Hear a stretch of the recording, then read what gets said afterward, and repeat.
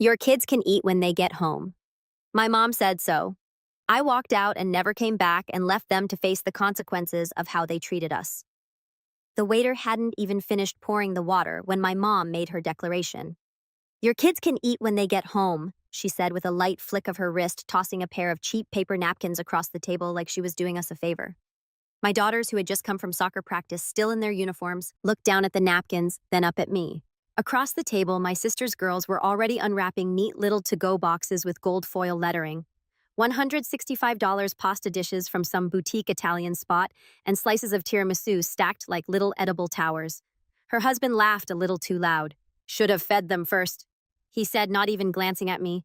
I felt something cold coil in my chest, but I smiled politely, leaned down to my girls and whispered, "Copy that." When the waiter returned with his notepad out, I stood up. But I should back up. You need to understand how we got here. How we ended up at that dinner table where two little girls were being taught a very clear lesson that in this family, there's an A-list and everyone else is supposed to clap quietly from the side. My name's Connor. I'm 36, and I've been walking on eggshells around my family since I was old enough to understand that not all kids get the same kind of love. I've got two daughters, Emma 10 and Riley 8, who are the best parts of me, and a wife who should have run for the hills considering the family she married into. But she stuck around mostly for me, sometimes for the entertainment, because my family isn't just dramatic. There is slow-motion train wreck where the engine swears it's never derailed while the caboose is in flames. Let me tell you about my sister Melissa. She's 38, 2 years older, and she's been the princess since birth. If Melissa spilled juice as a kid, it was Connor. What did you do to distract your sister? If she forgot her homework, it was, Connor, why didn't you remind her? And God forbid I ever asked for anything she already wanted. She didn't just get the bigger slice of cake, she got the cake stand too. She married. Well, of course. Daniel, her husband, is one of those guys who looks like he owns a yacht, even if he doesn't. They live in a 4-bedroom house in the suburbs, with a dog that gets Christmas presents from my parents while I'm still waiting for my girls to get a single birthday card. Not that I expect it anymore. Hope left the building years ago. Now my mom Elaine is the kind of woman who could win an Olympic medal in selective generosity. She throws lavish brunches for Melissa's kids, sends them to day camps with little, just because packages and brags to her church group about how, well, Melissa's raising those girls, but when it comes to mine, you should learn to budget better, Connor. As if budgeting would magically create grandparents who remember birthdays. But let's talk about the dinner. That night wasn't just a fluke. It was the culmination of years of small humiliations, tight-lipped smiles, and moments where I let things slide for the sake of keeping the peace. I used to think that being the bigger person meant staying quiet, letting things go. But the thing about swallowing your pride is that eventually it starts to taste like poison. My mom had invited us all out to dinner under the pretense of a family catch-up. She picked the restaurant, some trendy fusion place where the waiters wear aprons with leather straps, and the water comes in tiny glass bottles like they were hand-blessed in the Alps. She said it was her treat. That was the only reason we said yes. My wife Paige was skeptical. You really think this is a good idea, she asked as we were getting ready. I think it's a chance, I said. Maybe she's trying. She gave me a look. Trying what, to keep up the streak of making your daughters feel invisible? I didn't have a good answer. I just wanted one evening, one decent, peaceful dinner where my girls weren't made to feel like they were wearing clearance rack clothes at a black tie event. We got there 5 minutes early. Paige made sure the girls looked nice. Riley had a little bow in her braid, and Emma wore the white dress she saved for special things. My mom and Melissa's family rolled in 10 minutes late, laughing about something they'd seen on a TikTok I wasn't invited to. Melissa air-kissed me and immediately turned to Paige. Love your top, she said with a smile that was 2 parts Botox and 1 part judgment. Didn't know they brought that brand back. We sat. Daniel ordered wine before the waiter even introduced himself. Melissa started going on about their summer plans, some exclusive camp in Vermont, then a week in Italy. I nodded along, spooning water into Riley's glass from the tiny bottle like I was performing a ritual. And then came the food talk. My mom leaned in toward the waiter, eyes flicking toward Melissa's girls. Oh, we've pre-ordered for them, she said with a proud little grin. The chef knows. I glanced at my girls. They were flipping through the kids' menu, circling things with their fingers. Mom, I said carefully, you didn't order for Emma and Riley. She blinked, genuinely confused. Well, I assumed you'd bring snacks or something. They're kids. They don't need a $30 meal. That's silly. I looked at Paige. Her jaw clenched so tight I could see the muscle twitch. They just came from practice. I said they're hungry. Oh, I'm sure they'll survive, my mom said, laughing lightly as she flicked her cloth napkin onto her lap. Besides, they can eat when they get home, and that's when she tossed the napkins. The paper kind. 2 thin, crumpled napkins that she pulled from her purse like she was tossing table scraps to dogs. My stomach dropped. I felt Riley's hand wrapped around mine, tiny and confused.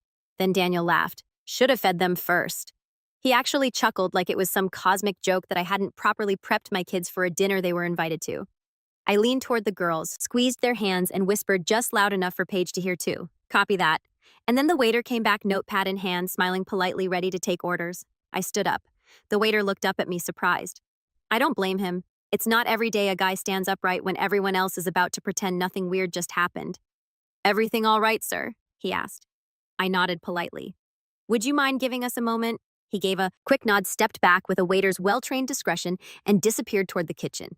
I stayed standing, trying to decide if I was going to say something right then in front of everyone, or if I was just going to take my girls and walk out.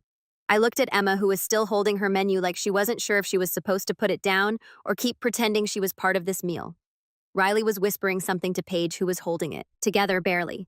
Her eyes had gone steely like they do when she's one wrong word away from a full scorched earth speech. But she kept it in for me, for the girls. Connor, sit down, my mom said with a small sigh, like I was embarrassing her in front of royalty. Melissa had already gone back to scrolling through her phone, clearly bored with the drama. Her girls were taking turns feeding each other bits of truffle mac and cheese out of a designer box like it was a game. It wasn't lost on me that those meals had been pre-ordered and boxed, not just prepaid boxed, like my mom knew the girls wouldn't be sharing a table with us, like she planned it that way. I slowly sat down, but not because she told me to. I wasn't backing down. I just needed a better angle. The moment passed. The waiter came back. Everyone placed their orders. Melissa's family had apparently previewed the menu earlier and ordered like regulars.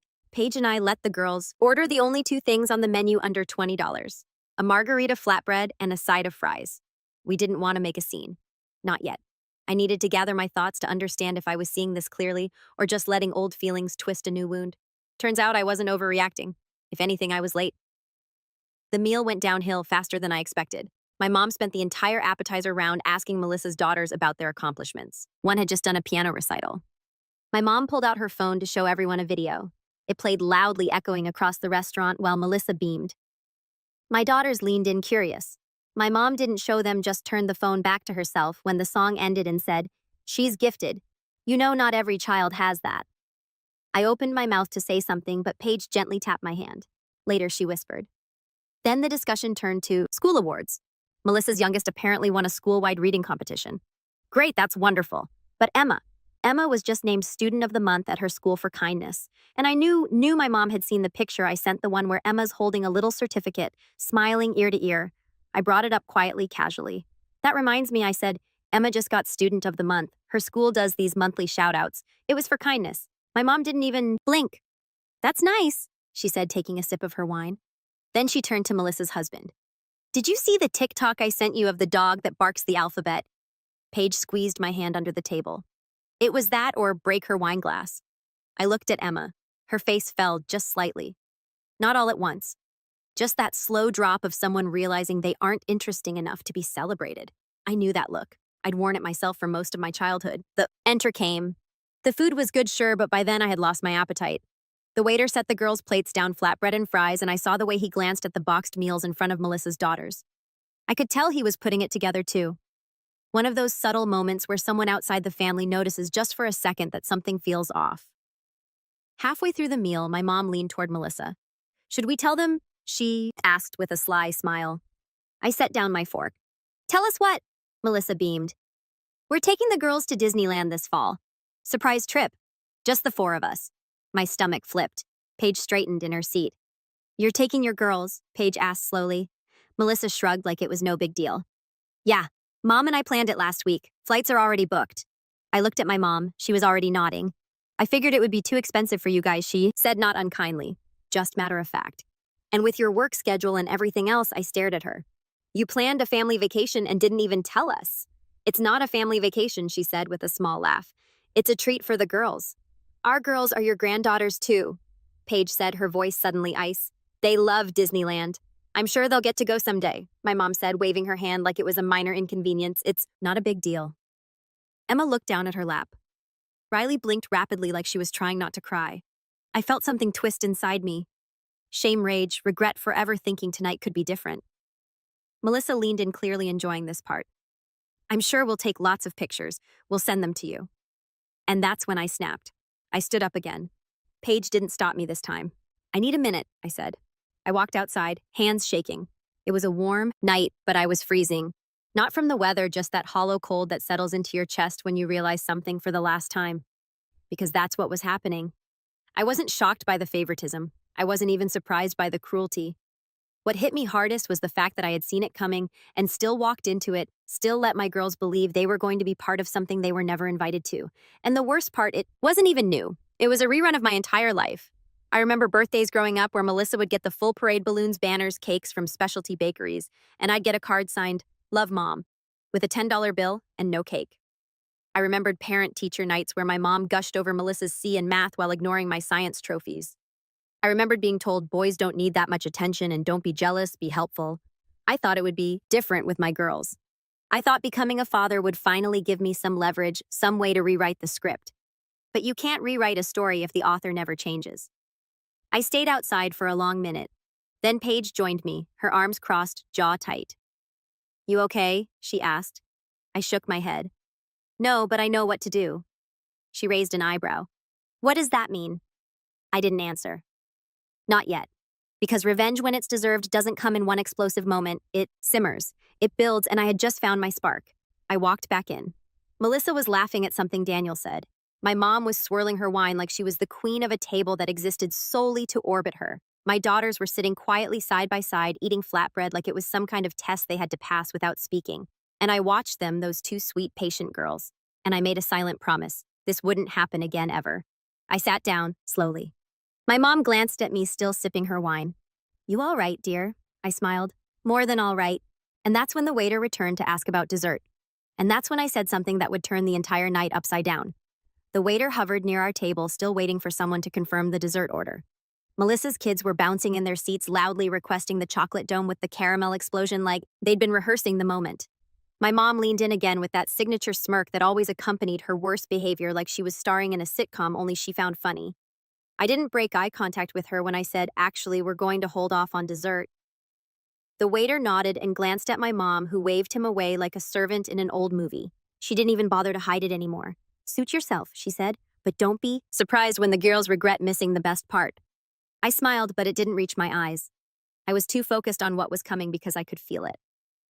This wasn't just going to be another dinner where I swallowed my frustration and paid for it in silence later. No, this was the night the thread finally snapped. It started with a toast. Melissa tapped her glass with a fork, just a soft ting, ting, ting, then stood up with all the flourish of someone who thought she was the most interesting person in every room. I just want to say she began that I'm so grateful we could all be here tonight. It's not every day we all get to sit down as a family and celebrate how far we've come.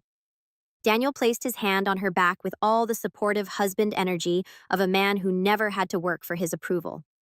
Melissa beamed.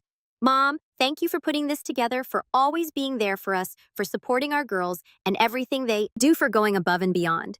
Whether it's weekend sleepovers, surprise gifts, or those late-night calls when I'm losing my mind with homework chaos. My mom wiped a fake tear with a cloth napkin. Of course, sweetheart. That's what family's for. There it was, the moment, the exclusion, dressed as affection, a toast to everyone except us. I could see Paige's nostrils flare. I could hear Emma slowly stop chewing, like even her 10-year-old heart understood she'd just been passed over again. Then Melissa raised her glass. To strong women raising strong daughters, they all clinked at glasses. I didn't move, neither did Paige, and for a moment there was a silence so sharp it could have split the table in two. You know, I said finally, it's wild how often we all get together and still manage to feel like strangers. Melissa blinked. What's that supposed to mean? I didn't answer her. I looked at my mom. Mom, when's the last time you came to one of Emma's soccer games? She shifted in her chair. Well, you know how busy I am, but you made it to 2 of Ava's piano recital and 1 of Charlotte's ballet rehearsals. Not even a performance. A rehearsal I didn't realize you were keeping score, she said coolly. I wasn't, I replied, but it turns out my daughters were. Emma looked up at me confused as if she couldn't quite believe I was actually saying it out loud. Paige reached for her hand under the table. Melissa rolled her eyes. Here we go. No, I said, locking eyes with her. You don't get to dismiss this like it's some petty thing. You've always acted like this, like your kids are the center of gravity and the rest of us are just satellites orbiting their perfect little lives. I'm sorry you feel that way, she said in that condescending therapist voice people use when they don't want to apologize. That's not an apology, Paige muttered. And then Daniel chimed in. Maybe if you put as much effort into your parenting as you do keeping score, you wouldn't feel so left out. I froze. It wasn't just the words. It was the smirk he delivered them with. Like he thought he'd just dropped the mic. Like he expected everyone to nod in agreement. Even my mom didn't stop him. Emma looked crushed. Riley was hiding her face in Paige's arm. That's when I realized it wasn't just favoritism, it was sabotage. Because this wasn't about treating my girls differently out of negligence. It was intentional, cruel, targeted. It was the moment I understood. They didn't just overlook us, they enjoyed watching us be small. So I stood up again. I pulled out my wallet, took out $200 bills, and placed them on the table. That should cover our part, I said. You don't have to do that, my mom said, tone suddenly sugar-sweet. This was supposed to be my treat. I ignored her and leaned down to my girls. Come on, let's go. Emma looked up. Are we in trouble? No, sweetie, Paige said, already grabbing her purse. We're just done playing pretend. As we gathered our things, Melissa scoffed. You're seriously going to make a scene? I turned to her. No scene. Just finally acknowledging what's been obvious for years. Then I paused because I wasn't done. I turned back to my mom. You had a choice, you know. You could have loved all your grandkids. You could have shown up, supported them, made them feel like they belonged. Instead, you chose a favorite. And the worst part is you taught them that love is conditional. Her eyes narrowed. You're being dramatic. I'm being honest, I said.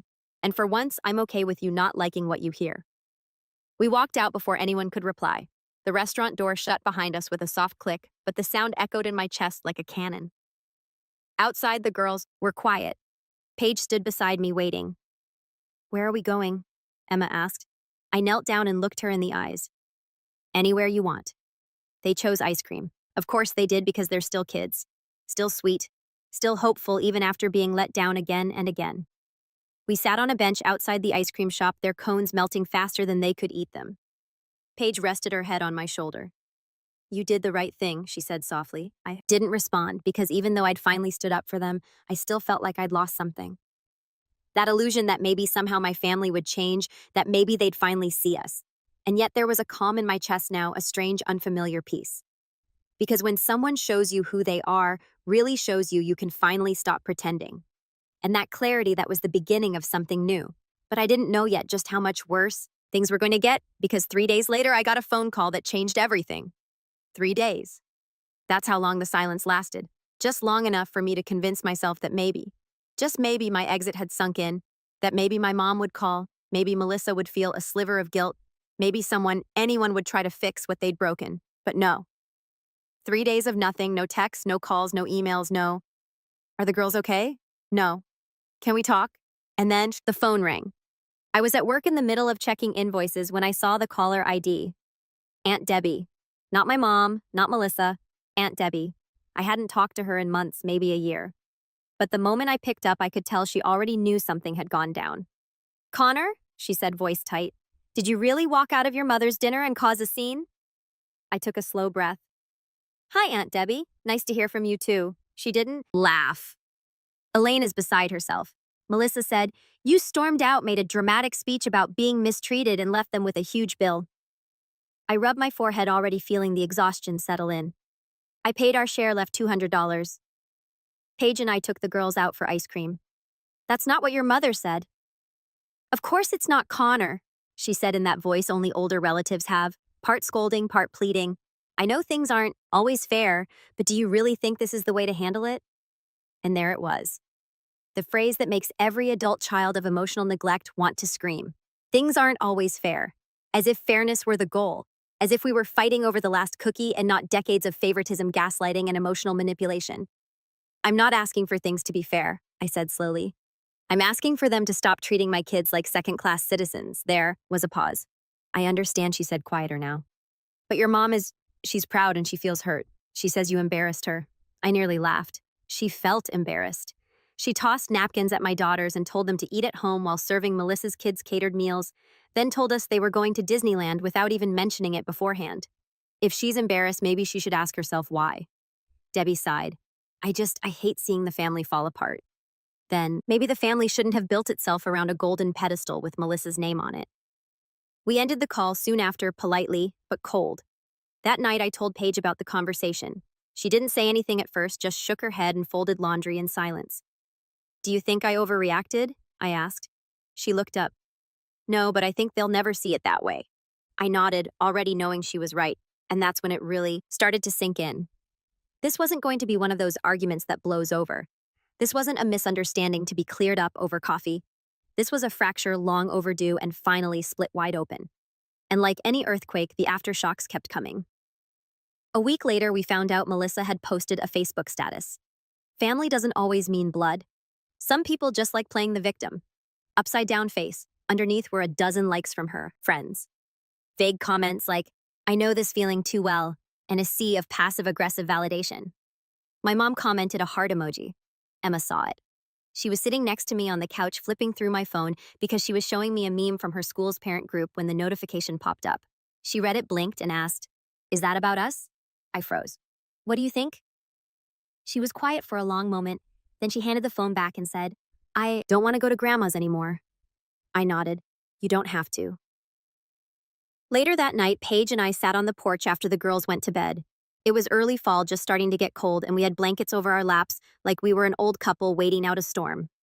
I don't want them growing up like I did, I told her, walking on eggshells, wondering what version of love they'd get that day.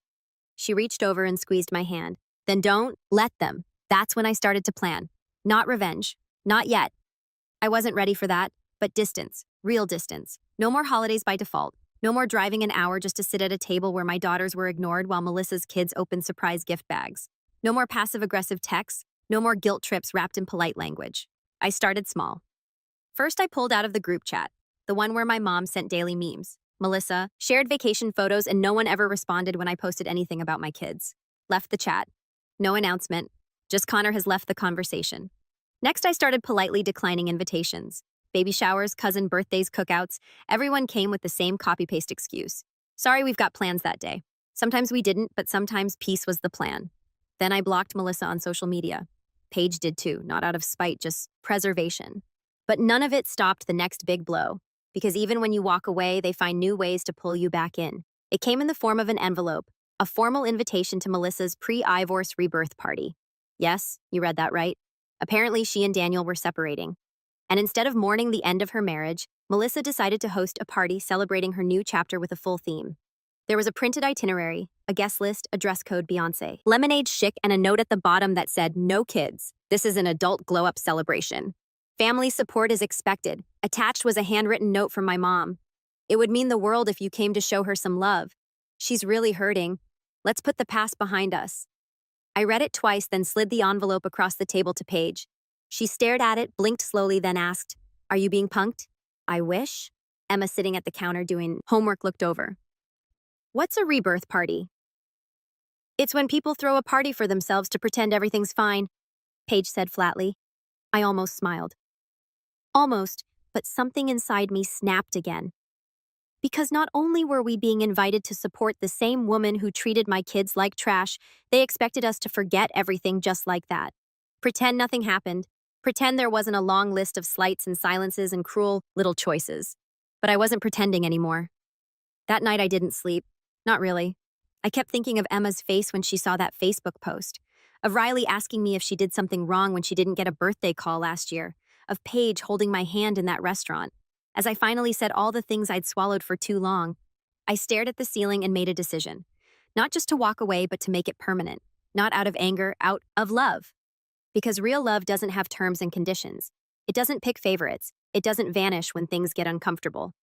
The next day, I started making quiet moves, small intentional steps. I took Emma and Riley to open junior savings accounts under my name. Not that Melissa's kids needed the money, but because I wanted my girls to know they were seen, valued, planned for. I called a therapist, booked a session for myself, then one for Paige. And me then asked the girls if they'd like to talk to someone too. We started talking, really talking around the dinner table about feelings, about family, about how sometimes people who are supposed to love you the most don't know how. And slowly, I started building something my kids had never truly had before. A family without conditions, a home without guilt. But even as I pulled away from the toxicity, something kept tugging at me. Not for reconciliation, but for closure. 'Cause walking away is powerful. But sometimes justice is better. And when I found out what my mom had done with the trust fund my late father left behind, that's when the line between walking away and fighting back disappeared completely. The first time I felt real peace again was on a Sunday afternoon, 6 weeks after we walked out of that restaurant. It was one of those crisp, golden Sundays where the air smells like falling leaves and new beginnings. Emma and Riley were on the porch carving pumpkins with Paige laughing like nothing bad had ever touched them. No tension, no pity, just joy. I stood in the doorway with a mug of coffee and realized something I hadn't allowed myself to believe in years. We were okay. Better than okay. Actually, we were free. No more waiting for my mom's approval. No more awkward silences after being excluded from family trips. No more shrinking myself to fit into a mold someone else made for me. For the first time in my adult life, I wasn't orbiting my family's dysfunction. I was building something separate, and it was working. At first, the progress was quiet, subtle, but unmistakable. Riley had stopped chewing her nails. Emma started humming again when she did her homework the way she used to when she was younger before my mom's favoritism began making her feel small. Paige began sleeping better, smiling more. She even said to me one night as we were folding laundry, "I feel like we finally took our house back." That stuck with me because we had. But the real turning point wasn't emotional. It was financial. About 2 months after the dinner, I got a call from a number I didn't recognize. It was a lawyer, not mine, my father's. Apparently, after my dad passed 10 years ago, he had set up a small trust fund for his grandkids.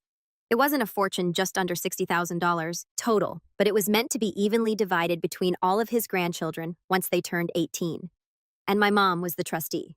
The lawyer had tracked me down because I had never responded to the documentation. Because I never received any, I said flatly. He paused. "That's unusual. You're listed on the documents as a contact along with your sister. Melissa signed her side 3 years ago. Her daughters have already been granted early disbursements." I felt the words lodge in my throat. Early disbursements. Yes.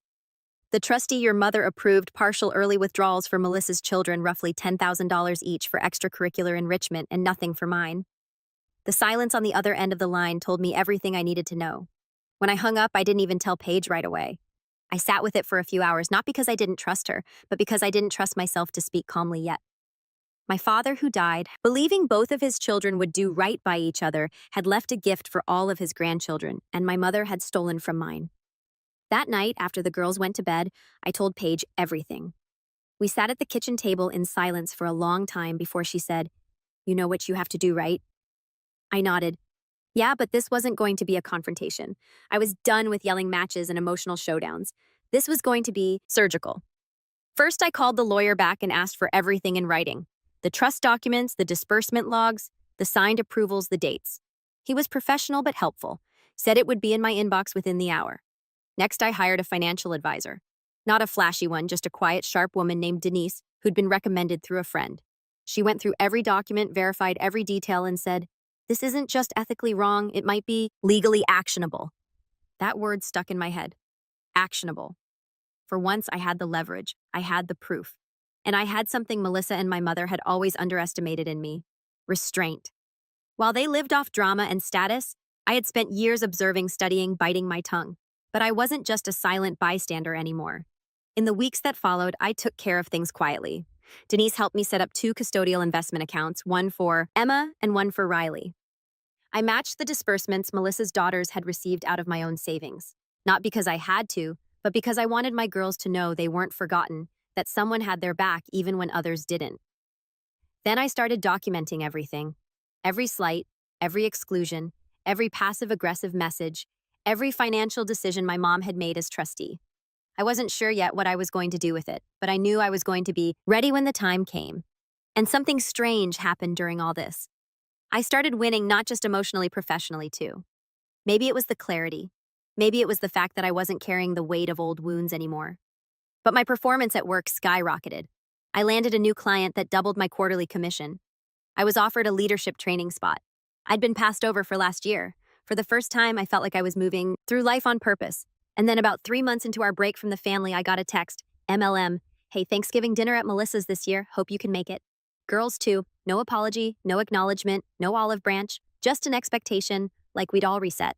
I didn't respond. She texted again the next day. "Mo, we're doing a gratitude circle. Melissa's making that spinach issue like, don't be dramatic, family's all we have."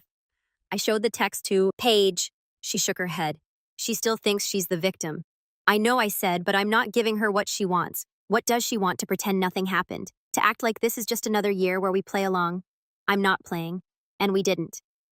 Thanksgiving came and went. We cooked dinner at home, played board games. Emma made a centerpiece out of construction paper and glue. Riley set the table with mismatched plates and a paper napkin for all. Every guest, even the dog. It was one of the happiest Thanksgivings I'd had in years. We didn't hear from my mom again until Christmas. This time she sent Paige an email. Not me. In it she wrote, "I know Connor is still upset, but I miss the girls. It's been months. Maybe we can arrange something just for them. I'll take them for ice cream. Bring them presents. No pressure on him to come. Let's not punish the kids over grown-up issues." Paige showed me the email without a word. Her face was unreadable. "Do you want to respond?" I asked. She blinked. "I don't think I should, because if I do, I might say something I regret." So I responded. Just one sentence. "They're not available to be taught that affection is conditional." She didn't reply, but Melissa did. 2 days later, she tagged Paige on Instagram. A story post a photo of her daughters opening presents under a perfect tree captioned, "When you teach your kids the true meaning of family, some of us get it, some never will."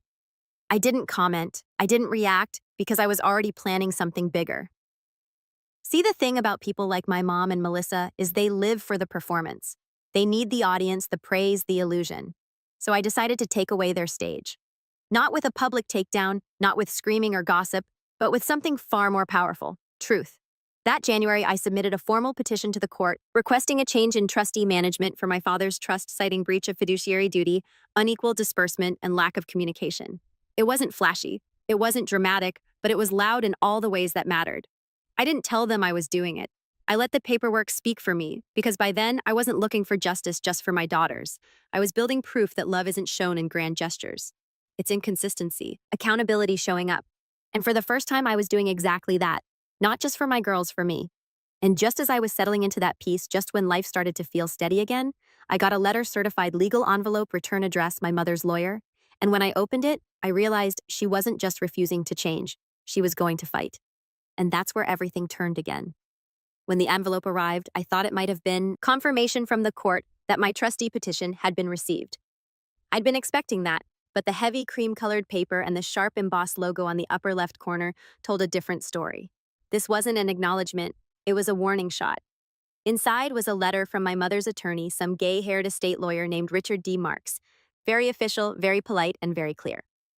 "Dear Mr. Walker, our client, Mrs. Elaine Walker, has received notification of your recent motion to remove her as the trustee of the family trust established by your late father, Thomas Walker. This correspondence is to inform you that Mrs. Walker disputes the characterization of her conduct as negligent or unethical. She has administered the trust in good faith and within the bounds of her legal discretion as trustee. We are prepared to defend against any petition suggesting otherwise. Further, any implication of wrongdoing or mismanagement will be treated as defamatory and responded to accordingly. Should you choose to proceed with legal action, we will seek full recovery of legal expenses from the trust assets. Respectfully, R. D. Marks, ESQ." I reread it 3 times. No apology, no explanation, no acknowledgement that my daughters were entitled to anything. Just legal posturing and a thinly veiled threat. They'd used the trust money to fight me. The money my father left for his grandkids, including mine. Paige sat across the table, her eyes scanning the letter as I slid it over. "She's going to burn the whole thing down before she admits she was wrong," she muttered. "She thinks I'll back off." Paige looked at me. "Are you going to—" "No," I said. "I'm going to dig." And that's when the gears started turning. See, up to that point, I'd been playing defense, pulling back from the family, protecting my kids, documenting the slights. But this was a shift. This was a declaration of war, and I had no intention of sitting quietly while they used my dad's legacy as a weapon against the very people it was meant to protect. I took a week off work, not for stress, for strategy. I spent the first 2 days reviewing everything Denise, the financial advisor, had helped me compile records of the trust fund statements, deposit logs, and disbursement approvals. The trail of Melissa's withdrawals was crystal clear for separate educational enrichment checks signed by my mom and deposited into Melissa's joint custodial account. But it was the 5th check that caught my attention, smaller than the others. Only $1,500 listed as travel reimbursement for beneficiary liaison. I highlighted it. "What does that mean?" I asked Denise. She raised an eyebrow. "That's vague and sketchy. Can you trace where it went?" She called me back 2 days later. I couldn't find the end recipient, but I did find the bank. It was deposited into a personal checking account at Kensington Credit Union. "That's not Melissa's bank?" "Nope. It's your mom's." I stared at the speakerphone. So she reimbursed herself from the trust. That's what it looks like. I hung up and stared at the documents for a long time. Something didn't sit right, so I started digging deeper. I pulled out old files, found the copy of my father's original will from when he passed. It mentioned the trust by name and included a clause I hadn't noticed before. Funds are to be dispersed for the benefit of each grandchild for purposes of education, medical need, or milestone development. Equal opportunity shall be given to all eligible parties. Equal opportunity. That was the language I needed. If she'd authorized early withdrawals for Melissa's kids under the claim of enrichment and denied the same to mine, she wasn't just morally wrong, she'd violated the legal intent of the trust. But there was more. While flipping through old family folders, I found something else. A list of contacts my father had left behind for legal and financial matters. His old CPA, his life insurance broker, and buried at the bottom, a contact labeled Paul M. Trust Formation Consultant. A quick search led me to a man named Paul Martinez, a now retired financial consultant living in upstate New York. I called the number. He answered on the second ring. Mr. Martinez? I said, my name is Connor Walker. You helped my father set up a family trust about 15 years ago. There was a long pause. Tom Walker from Boston. Yes, I remember him. Kind man, smart, very deliberate. I'm trying to understand the intent behind the trust. There's been tension. He was silent again, then sighed. What happened? I gave him the short version. He listened, asked a few clarifying questions. Then he said, your father was specific. He didn't want favoritism. He insisted that every grandchild be treated equally, regardless of which parent raised them. I remember those words exactly. I felt something shift in my chest, an old ache wrapped in new anger. Paul continued.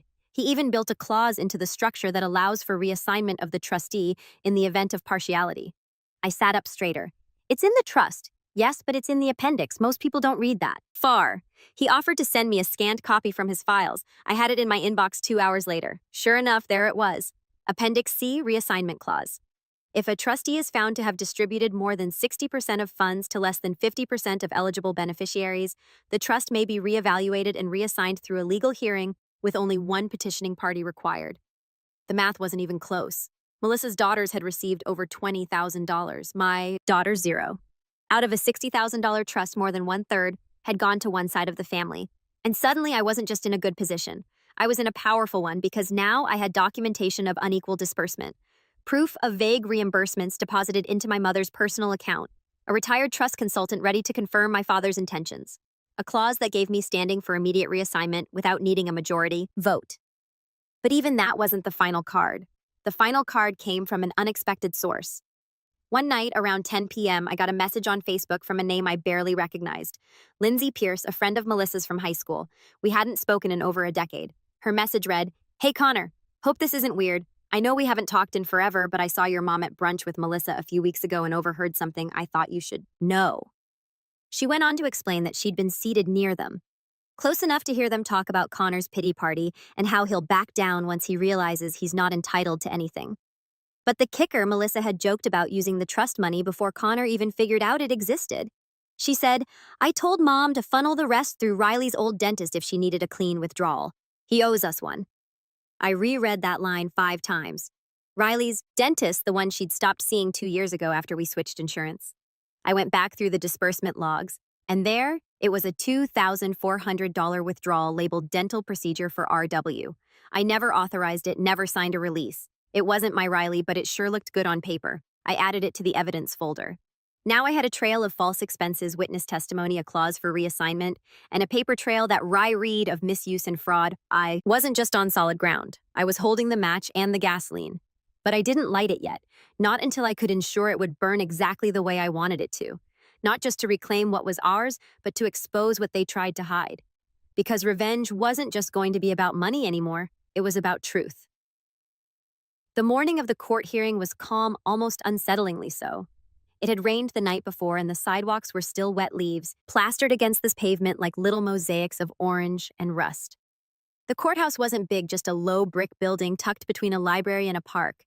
But stepping through those glass doors felt heavier than it should have. This wasn't just a legal appointment. This was accountability, and it was long overdue. Paige squeezed my hand before I stepped inside. You good? She asked. I nodded. Yeah, I'm good. What I didn't say was that I hadn't slept the night before. Not because I was nervous about losing, but because I'd waited so long for this moment, I didn't quite know what to feel now that it was finally here. The hearing wasn't some dramatic televised trial. It was a small probate courtroom with creaky chairs and fluorescent lighting that made everyone look a little more tired than they probably were. But I wasn't here for the aesthetics. I was here to deliver the truth. Quietly. Precisely.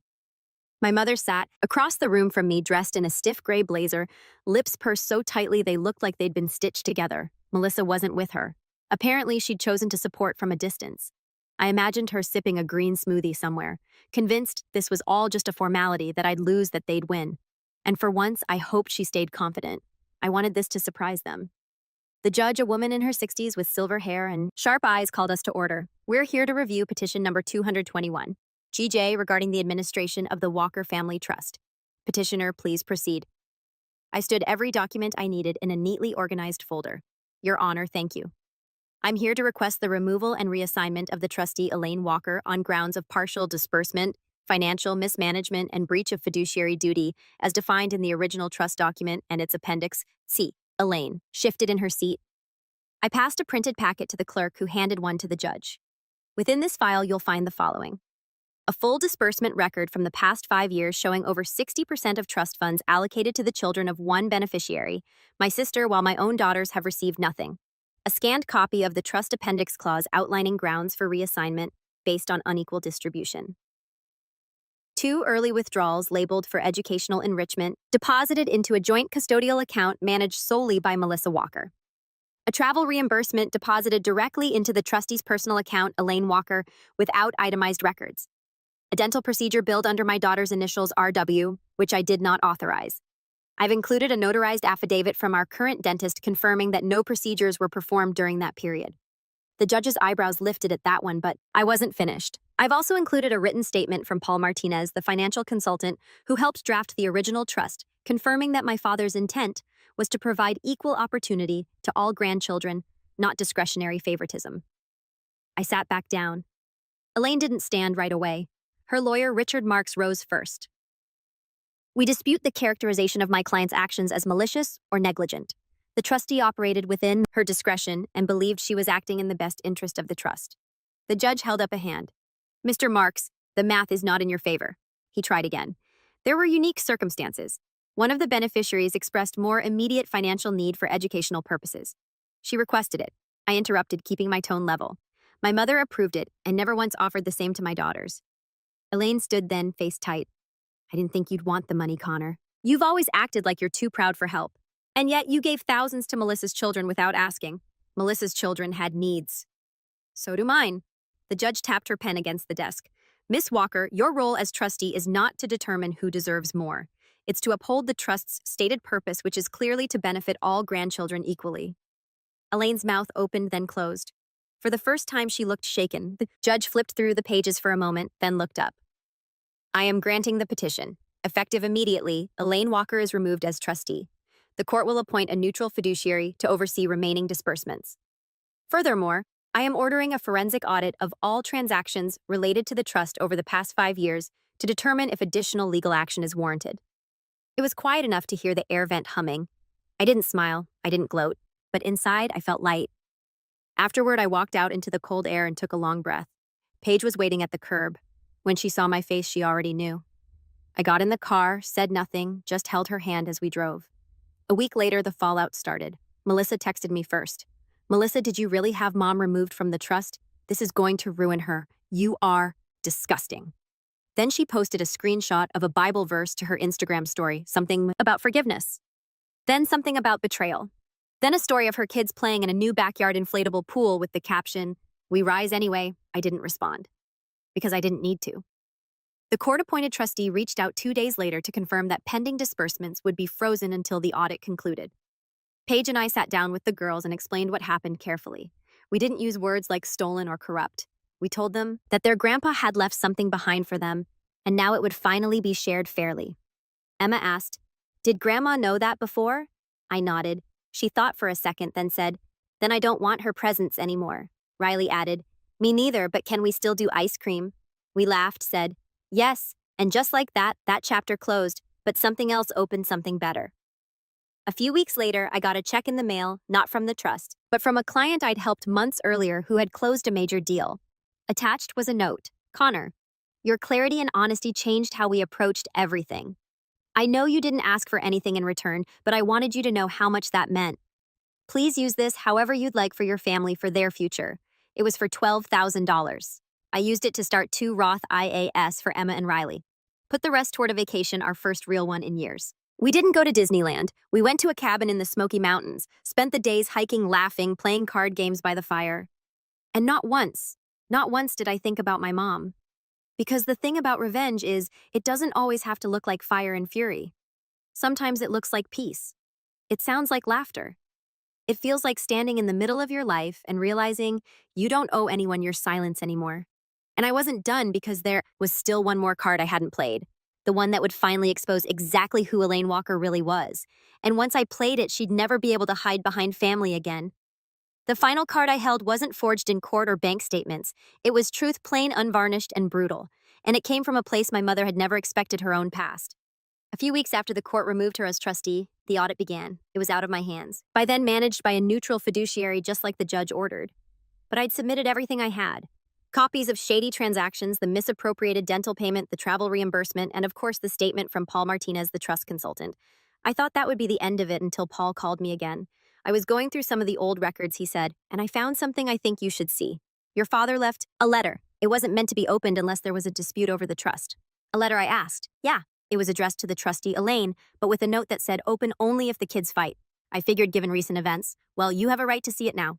He sent it by express mail. It arrived 2 days later, sealed in a plain envelope with my father's unmistakable handwriting across the front. To Elaine, if you're reading this, something went wrong, and I'm not surprised. That's how it began. The rest of the letter was a gut punch. Not angry, not cruel, just devastatingly honest. He went on to explain how he feared favoritism would tear the family apart, how he'd seen it forming even before he got sick, how Melissa's constant demands and Elaine's blind indulgence made him worry for my future relationship with her and with my children, how he'd set up the trust to be fair on purpose because he feared that when he was gone, fairness would die with him. He ended it with this. If you cannot bring yourself to treat Connor's children the way you treat Melissa's, if you cannot offer them the same time, attention, and generosity, then step aside. Let someone else do what you want. Do not dishonor their names. Do not dishonor mine. That was the nail in the coffin. I forwarded the letter to the fiduciary auditor, who immediately added it to the case file. Within a month, the audit report came back with findings of misuse of funds, unequal distribution, and ethical misconduct. It was worse than I thought. Elaine had authorized over $28,000 in disbursements to Melissa's daughters. Meanwhile, not a single dollar had been allocated to Emma or Riley. Not only that, she'd claimed another $3,800 in trustee expenses for spa visits, travel meals, and consulting calls with Melissa, none of which were documented. The new trustee filed a civil complaint for restitution. Elaine would either return the misused funds to the trust or face a lawsuit. She chose silence for weeks until eventually she cracked. It started with an email from Elaine Walker. Subject, I hope you're happy. You've destroyed this family. Congratulations. I don't know who you've become, Connor, but it's not someone I recognize. Your father would be ashamed of what you've done to your own mother. I only ever wanted to help. I never meant to hurt anyone. I just thought Melissa needed more support. She's had such a hard time. I didn't think you'd make it a public spectacle. I can't show my face at church anymore. Everyone is asking questions. Your Aunt Debbie won't return my calls. Even the pastor asked if I was okay. Do you know how humiliating this is? I never thought you'd do this to me. Don't bother responding. I wouldn't believe anything you said anyway. I didn't respond because for once I didn't feel the need to explain myself. She wanted me to feel guilt, to feel like I'd burned the house down. But all I'd done was turn on the lights, and now the house was finally showing its cracks. Then came the ripple effects. Melissa, suddenly very aware that public scrutiny was closing in, deactivated her Instagram for 3 weeks. When she came back, her profile was private and scrubbed of any references to family. Gone were the inspirational quotes. Gone were the soft focus photos of her daughters playing piano with captions like legacy and light. I heard through a mutual cousin that she tried to open a new savings account for one of her girls and was flagged by the bank for custodial complications. Apparently, once the new trustee was in charge, all the enrichment accounts Melissa had used were shut down, and the money was recalled. She had to pay back nearly $11,000. Melissa sent Paige a text that simply said, "Was it worth it? You've turned Connor into someone I don't even recognize." Paige didn't respond either, not because she didn't want to, but because we were on a plane headed to Colorado for a week-long winter trip. The girls' first time seeing snow. We'd saved up for it after the audit closed, and the trust officially allocated new equal distributions. Each child, Emma, Riley, Ava, and Charlotte, received the same amount. But Melissa had to apply for hers now through formal process. No more under-the-table reimbursements, no more quiet favoritism. We used our funds the way we knew my dad would have wanted to make memories to build something lasting. And on the final night of the trip with snow falling outside the cabin window, Riley asked, "Do you think Grandpa would have liked this?" I smiled. He would have loved it. Emma curled up beside me. "I think he'd be proud of you." Paige kissed my shoulder. "I know he would." Months passed. We never returned to normal. There were no forced reunions, no performative apologies. Just a new silence from my mom's side of the family. A silence we learned to live with, then appreciate. The girls stopped asking about birthdays and holidays with Grandma. We stopped checking if Melissa had posted anything passive-aggressive online. And I stopped wondering if I'd done the right thing because I knew not just from the court ruling, not just from the money, but from the calm that settled into our home. The ease with which my daughters now existed in their own skin. The laughter that came back loud, free, unapologetic. We weren't just surviving anymore. We were thriving. And the best revenge, it wasn't the court win. It wasn't the money clawed back. It was watching my daughters grow up knowing without question that they were loved unconditionally, that they didn't need to earn their worth, that no one could decide they were less important, less valuable, less deserving, and get away with it. That's what we built. And we built it out of the ashes they left behind. So if you're wondering whether speaking up is worth the fallout, whether choosing truth over comfort is too messy, whether walking away from toxic family will leave you with nothing, let me tell you this. I walked away with everything that matters.